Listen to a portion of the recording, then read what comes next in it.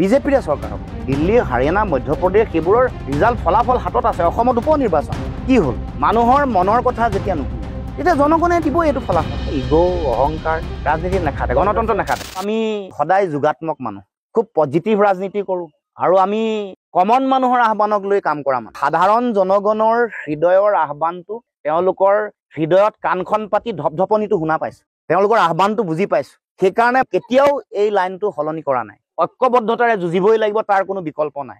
আজিও কৈছোঁ 26 আমাৰ লক্ষ্য। আধাৰ আমি প্ৰস্তুত কৰিব খোজোঁ পঞ্চায়ত নিৰ্বাচনত।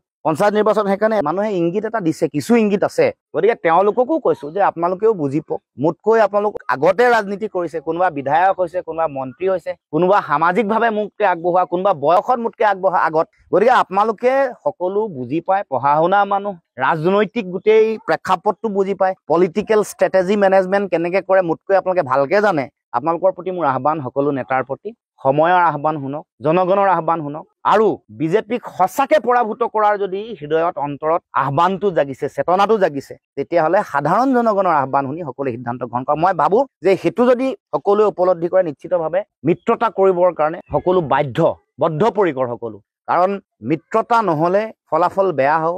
বিজেপিৰে চৰকাৰ হ'ব। আজি পুনৰ জোৰকে কৈছোঁ যে যদি এক নহয়, চৰকাৰ বিজেপিৰ হ'ব। কংগ্ৰেছেই হওক বা বিৰোধী সকলো ৰাজনৈতিক দল, মূলতঃ কংগ্ৰেছ ডাঙৰ দল, বেছি বিধায়ক আছে, বহুদিনীয়া অভিজ্ঞতা আছে। গতিকে তেওঁলোকে বুজি পোৱাটো উচিত যে দেশত কি ধৰণে নিৰ্বাচন হৈছে, ক'ত অলপ ভোট বিভাজন হোৱাৰ লগে লগে তেওঁলোকৰ লোকচান হৈছে। গতিকে সেইটো যদি উপলব্ধি কৰিব নোৱাৰে, এইটো সাধাৰণ শিশুৱে বুজি পোৱা কথা যে হাৰিয়ানাত 1.79% ভোট আপে লৈ গ'ল, যাৰ কাৰণে চৰকাৰ গঠন কৰিব লগা চৰকাৰখন কংগ্ৰেছে কৰিব নোৱাৰিলে, বিজেপিয়ে কৰিলে। দিল্লী একে কথা, আপ আৰু কংগ্ৰেছৰ মাজত যেতিয়া সংঘাত হ'ল, আপে চৰকাৰখন কৰিব নোৱাৰিলে। দিল্লী, হাৰিয়ানা, মধ্যপ্ৰদেশ সেইবোৰৰ ৰিজাল্ট ফলাফল হাতত আছে। অসমত উপ নিৰ্বাচন কি হ'ল? মানুহৰ খংটো এইটোৱে যে আমি ইমান কৈ আছোঁ যে একতাৰে যুঁজিব লাগে, মানুহৰ মনৰ কথা যেতিয়া নুশুনে তেতিয়া জনগণে দিব এইটো ফলাফলটো চাই আমি আচলতে সকলোৱে বুজি পাব লাগিব। সেইকাৰণে ইগ' অহংকাৰ ৰাজনীতি নাখাতে, গণতন্ত্ৰ নাখাতে।